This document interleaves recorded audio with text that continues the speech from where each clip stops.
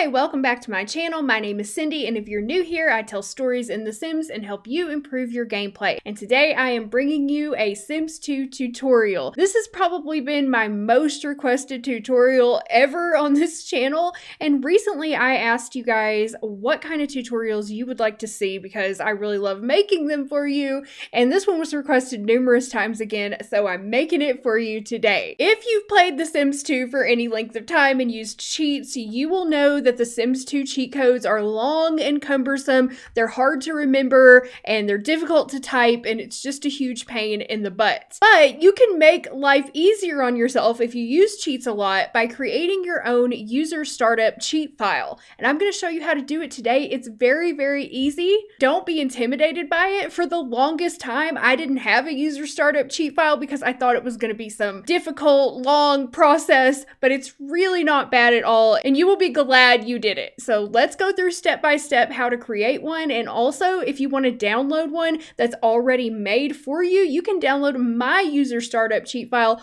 on my website at PleasantSims.com, and I'll put the link to that down below, but you still want to keep watching because I'm going to show you how to install it. So the first thing you need to do is open up a new notepad document. Just a blank, untitled notepad is all you need. I need to say that I am making this tutorial for Windows users. I am not 100% certain if it works the same for Mac. You could try to follow the same steps and use whatever the equivalent of notepad is on your Mac. It just needs to be a plain text editor. Then don't do anything to this file, just keep it completely blank. Go up to File and then choose Save As. And right here at the bottom, you are going to change Save As Type to all files. And then you're going to enter the file name exactly like this: userStartup.cheat.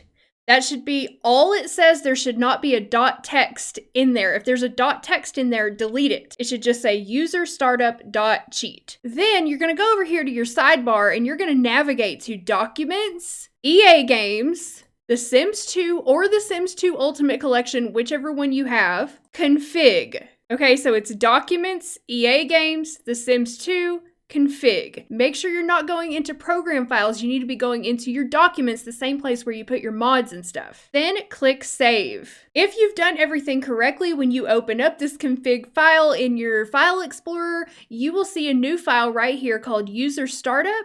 And under type, it should say cheat file. If it does not say cheat file, you did something wrong. So watch the steps and try again. Now, when you open it up, it's going to be completely blank. When I open mine up, this is what mine looks like because I have all of my cheats already in here. So there's two different types of cheats that you can add. You can add cheats that you want to automatically enable as soon as you start the game, so they'll just be turned on for you and you don't have to type anything in, such as testing cheats enabled is one that you might want to use. Then every time you start the game, testing cheats will already be enabled for you. And then the second type are aliases. Aliases allow you to shorten your cheat codes down to just a few letters. For example, I have move objects on here, and the alias for it is MON. That means anytime I type MON in my game in the cheat console, it's going to turn move objects on and I don't have to type that all out. We'll get to that more in a moment. If you're already feeling overwhelmed by this, you can download this exact file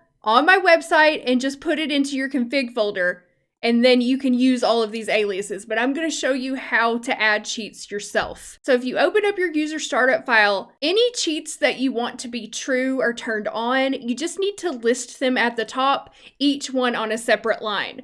The ones that I have here are bullprop testing cheats enabled true, bullprop allow 45-degree angle of rotation true, TV volume 0.7. Yes, you can change the TV volume so that it's not so loud if you want. Don't merge NH Flora false, control pets on, pet action cancel true, show catalog EP flags true, show lot package file name true. This one, I get asked about this cheat all the time on my YouTube videos. When you hover over a lot in neighborhood view, this is what shows the lot location, like the file name. So that's that cheat. And then lot skirt size increase 500, which increases the view from your lot. So these are just the ones that I prefer to use. You can add any cheat here that you want to be turned on, but only cheats that can be enabled and disabled will work here. Something that's just like a one-time cheat like ka-ching or motherload will not work here. You can see a full list of the Sims 2 cheat codes if you go to the Sims wiki or just Google the Sims 2 cheats. There's plenty of lists out there that you can look through and see which ones you might want to add to your file. If you're not a builder and you never use constrained floor elevation, you might not want to add that to your file. It's up to you, whatever you use most frequently and is going to be most beneficial to you. Now, aliases. Aliases have to be added in a certain format, as you can see here. So you need to add the word alias, followed by the alias that you want to use. So followed by the letters that you want to type in for that code. For example, modified neighborhood terrain on, I type MT on. So that is my alias for that cheat. So you need to do alias, space, the letters you want to type, space, then you need to put in quotation marks the actual cheat code. And that is all that you need for an alias to work. You don't even have to add anything else, okay? You can just add alias, space, the letters you want to type, space, the actual cheat code in quotation marks. And then anytime you go in your game and you want to turn on modified neighborhood terrain, all you have to do is type MT on. You don't have to type out this whole long thing again. Now, the reason why some of these have this listed 3 times, this is not necessary, but this is just how this was. Like, I initially downloaded someone else's user startup cheat when I was first learning how to do this, and they had it like this, but it's not necessary. These are just descriptions. So short description and long description. It's basically not very useful unless you just don't know what that cheat code does, but if you're typing it in, don't you know what it does? I don't know. It can serve as a reminder for you. Like down here at the bottom, I have alias secret, change lot zoning to secret society. And so the description I have is make secret society. And this was just copied from somebody else. So if I was doing this myself, I would probably just leave that off. All you really need to know if you are going to sit down and type these out yourself, all you really need to know is alias, space, the letters, space, cheat code, in quotation marks. If you want to add a description, you can add that in next in quotation marks. Like modified neighborhood terrain on, you can type turns on modified neighborhood terrain if you want. I mean, but that seems pretty self-explanatory to me. So these descriptions are just the text that is shown if the player uses the help command in the cheat console. That's all. You can add these if you want. You can leave them in if you download someone else's file, or you can leave them out. It's up to you. As long as you have the basic 3 components, the alias will work.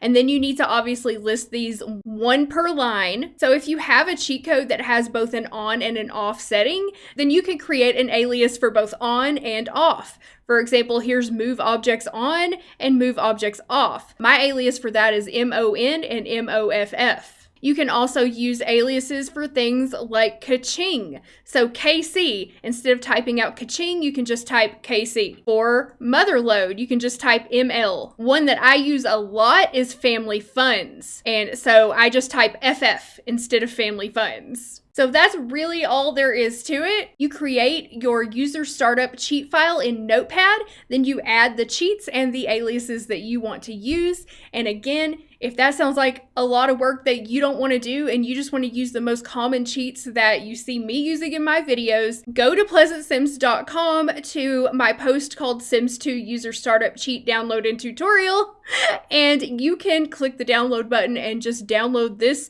Notepad file that you see here and place it directly into your config folder, and you are good to go. And that might even be a good idea to do even if you want to add more to it or take some of these cheats out that you're not going to be using. This can give you basically like a template that you can use. That's what I did when I first learned about this, is I downloaded someone else's and then just adjusted it to suit me and the cheats that I wanted to use. That way I didn't have to create the whole thing from scratch. Once you have your user startup cheat file installed, installed, then just open the game and it will automatically be working for you. Any cheats that you had enabled will be enabled, and any aliases that you put in will be working. So just hold down Control, Shift, and C to open up the cheat console, and then let's just put in move objects on, for example. Now we only have to type MON and press enter. Now you can see move objects on is working because I can move this chair anywhere and place it inside another chair or whatever. Another one that I frequently use is snap objects to grid off.